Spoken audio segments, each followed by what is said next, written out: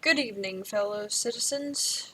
I know it's been a while since most of you have heard from me, and for that I apologize, but my living situation makes recording videos very difficult. Those of you who know. And it will probably be a while before I am able to post with any regularity. But this is a video that I just couldn't ignore. I have to make this video. That being said, before we continue, this is a friendly reminder from Hell on Wheels and your Google overlords that there is nothing to see here. Nothing strange going on at all. All of that aside, I think we should get into it. So, last couple of days, I guess this has been in the news more and more, and obviously this has been brewing for months. We've been hearing about supply chain shortages for months, and I've definitely noticed it picking up over the past few weeks where I am. Even like last month, I got a new wheelchair, and there were parts for the wheelchair that would normally be on it that were no longer available. Now, this does not make my wheelchair less functional necessarily, just a bit less convenient to use. That said, I felt like it was illustrative of the issue at hand, which is these supply chain issues that we're hearing more and more about, and I feel like we should cover that. First thing, the empty grocery store shelves and downsized restaurant menus. This, again, has been brewing for quite a while, but, now it's a trending hashtag on Twitter, which we're going to get into in a few minutes here. But, here we go. I'm going to read this one to you. Supermarkets are turning to different brands than they normally stock in order to fill empty shelves.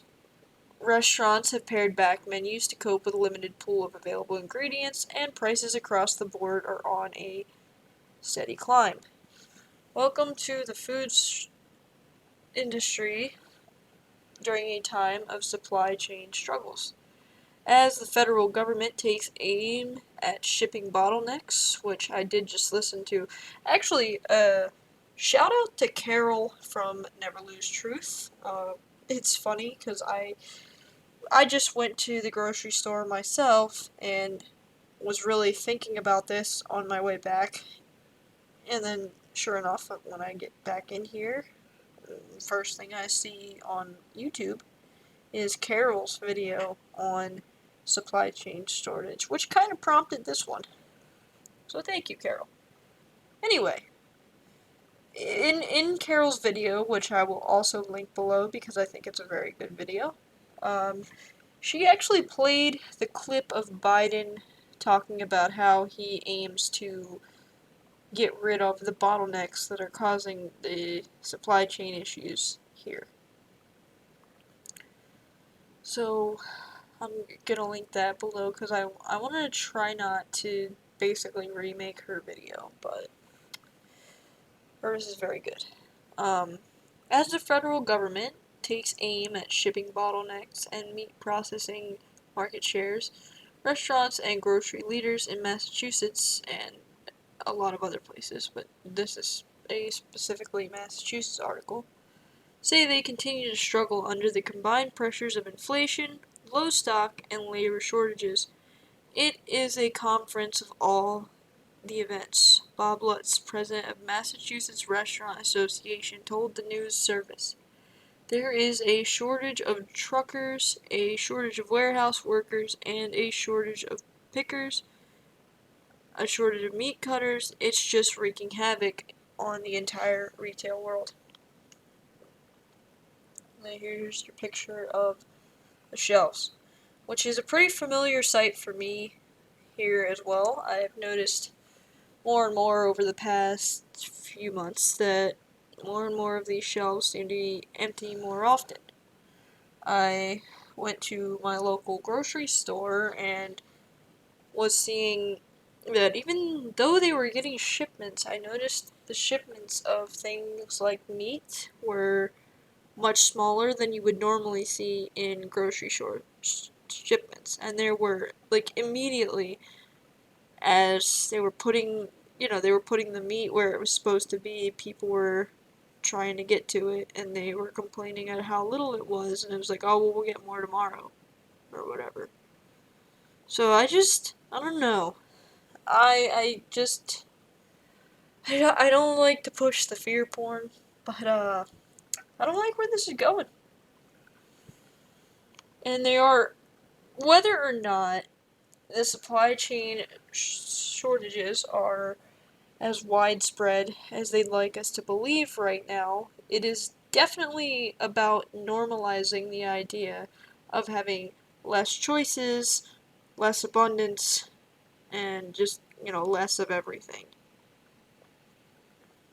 I have a little bit of a theory on some of the other things, but we'll get to it. While supply chain struggles stretch back to the early days of COVID-19 pandemic, when the virus and the public health response prompted a slowdown in manufacturing and shipping, the Omi variant and increasingly common labor shortages have thrust the issue back into the spotlight in recent months. Now, I sort of wonder if this is going to need its own video, but the labor shortages I have been watching for quite some time, since like the beginning of the lockdowns. I've noticed, you have all that stuff. You have people losing their jobs. You have the Great Resignation, which I don't think is entirely what they say. And then you just, they're hitting us from all sides, and we are losing our quality of life faster than I ever really expected to. And I'm sure a lot of you didn't expect it to happen this quickly. Yeah, so this is another part right here, this part of this article. In October, the American Trucking Association estimated the nation was 80,000 drivers short of what it needed to meet freight demand. Sorry. So, the trucking industry is not alone. Business in virtually every sector have described staffing challenges, particularly since the Omicron variant burst onto the scene about 2 months ago and prompted another winter surge in COVID infections. And the complex web of shipping cracks in one link in the chain can disrupt others down the line. Massachusetts Food Association Senior Vice President Brian Houghton, whose group represents supermarket and grocery store businesses, recounted the struggles of one MFA member whose bakery prepares bread for other companies to sell. The bakery staff had recently complained that they couldn't get any of the ingredients they need to make the products, which cut into the business and also prevented other stores from stocking its bread. So now we have this. We have many grocers are now grappling with the choice as a result of the strained supply chain to go empty or offer customers different brands and products than they've come to expect. So there's kind of a lot to unpack with that. We've heard from the beginning that, companies were switching out different things. The FDA relaxed some of its regulations on what is or is not allowed in food because, of all the supply chain shortages. So that's interesting. with this, like, different brands and products. Yeah, you could pretty much be, you have no idea what you're eating anymore. They don't have to tell you anything about what you're eating anymore. And, they didn't, I mean, granted, the FDA and the products that are approved were not necessarily the most transparent when it came to what we're eating and why, but, like, now we're at a whole different level. And it makes me pretty worried when I'm in the grocery store sometimes. I'm like, I'll pick something up and I'm like, what is it really? But anyway, I kind of lost my train of thought here for a second. But yeah, basically, oh, I know what I was gonna say. By the way, do you think it's any coincidence that we're starting to see a whole surge of plant-based products as more and more meat is getting harder to stock? Meat shelves are empty a lot, but the plant-based burgers and stuff are still in the freezer section, so fret not, I guess. Try not to think about what that'll do to your stomach. Okay. Anyway. So, I'm gonna read a little bit more of this. Houghton said he began hearing about disruptions during the summer. Restaurants, too, have been grappling with unavailable products pretty routinely for months, not weeks, according to Lutz. Now, we've seen this, I think I mentioned before that, or it might have been in a different recording, but I mentioned before that this is being normalized. We've heard about it since the beginning of the pandemic. They've kind of done the boiling frog thing with this, where they have they start putting it in your head that, oh hey, that food you rely on to feed your family, oh, it might not be there. Might not be there pretty soon. Like, and then now the temperature's getting a little higher. Now you're starting to see more and more of those shelves emptying. It doesn't have to be that way. And then you have the inflation, so things that are there are more and more expensive, and there's a lot of parts to this and a whole theory that I have about it with the Great Resignation and everything, and why that could really be happening. We'll get there. So I'm gonna skip over this. I'm going to link this in the description below, but I'm trying to hit the important parts because there's a couple of other things that I want to get through tonight. Okay. Some products, such as shelf-stable milk and eggs, weren't available at certain times. Pork was a problem because of factories or because of where they were making it. The workers got sick. When the workers got sick, they couldn't produce the product. You saw all of that happen before, and it's happening again. So,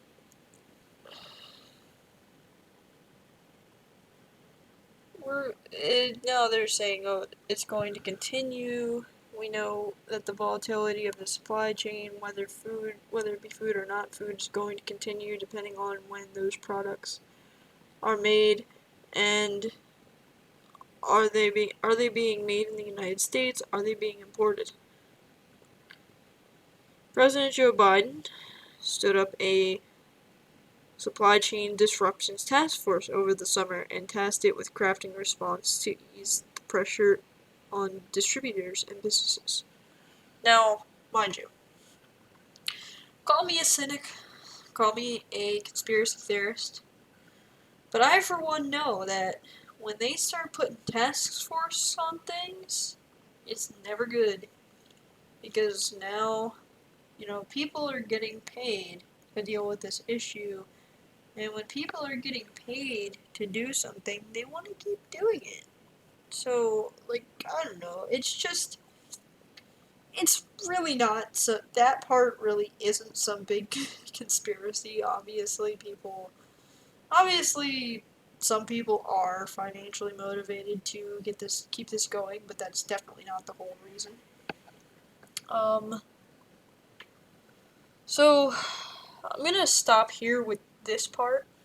Again, I will leave everything linked here. But I think you get a pretty good idea of what's going on. And of course, here we have our Twitter. Twitter has bare shelf Trump, bare shelves Biden, um, trending right now. And the reason that that's important, at least like what I can see going on, is that people are absolutely going to start politicizing this issue. Just like masks, just like juice, um, they the politicization of things has stopped people from actually really seeing what's going on because they are so so quick to dig their heels into whatever it is that their side is saying that it's just like we can't get anywhere, and it's gonna be the same thing with the food shortages. We already see it. You see, I don't know anything about this Eagleman guy. Jack Posobiec, or whatever his fucking name is very much a shill that we've seen before. All of us have. So, oh, this guy is great. He was in Carol's video. But yeah, so you're seeing Bear Shells Biden trending on Twitter, and as a result, or as a response, Bear Shelves Trump has started trending as well. So, this is what I think is gonna happen here, and I really hope I'm wrong. But as the bare shelves, whoever is responsible for that, as the bare shelves continue, there's going to be more and more politicization of that, until eventually that is also going to be blamed on those who did not take the juice. So, you're going to start seeing it. You already are seeing it. We already are seeing people blame the people who do not like the juice for what's going on with COVID in general. So we are already seeing them blame those people for there not being, an end to this mess. And I imagine that's all already gonna get worse, or it's definitely gonna get worse. So we're already seeing the politicization of this issue, and now we're seeing people like this person say that the bare shelves are orchestrated by, I guess, right-wing bots. And, yeah, see? This one's already politicizing it. This is... Yeah, so we kind of... Now this one is... This person seems to have some idea of what's going on here, because, remember that in the very beginning of this whole thing, Trump was being blamed for it. Trump was being blamed for the lockdowns and all that stuff, and now the shoe's on the other foot. And, oops. So, that's definitely a thing. I'm extremely concerned because I do see the tensions rising between those who took the juice and those who didn't, and I see the hatred that's brewing toward them. So honestly, I think it's only a matter of time before before you start really seeing people attacking those who didn't make the same choice on both sides, but especially the ones who like the juice. This is, I guess, where we have to remember right now that we cannot stoop to that level.